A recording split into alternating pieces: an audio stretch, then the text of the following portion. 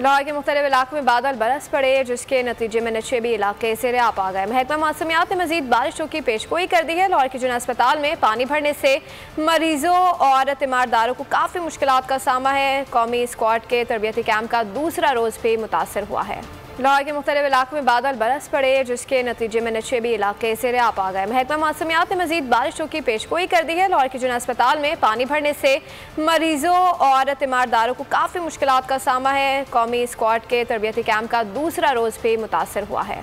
लाहौर में बारिश से नशेबी इलाके ज़ेर-ए-आब, मीना बरसने का सिलसिला जारी रहने की पेशगोई। तेज बारिश के बायस लाहौर का जिना अस्पताल पानी से भर गया।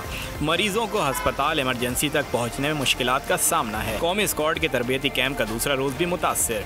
कज़ाफ़ी स्टेडियम में शेड्यूल ट्रेनिंग सेशन मनसूख। लाहौर के मुख्तलिफ इलाकों जौहर टाउन, लक्ष्मी चौक, गढ़ी शाहू, जेल रोड और दीगर इलाकों में मूसलाधार बारिश से मौसम खुशगवार हो गया। नशेबी इलाकों में पानी जमा होने से शहरियों को मुश्किलात का सामना करना पड़ा।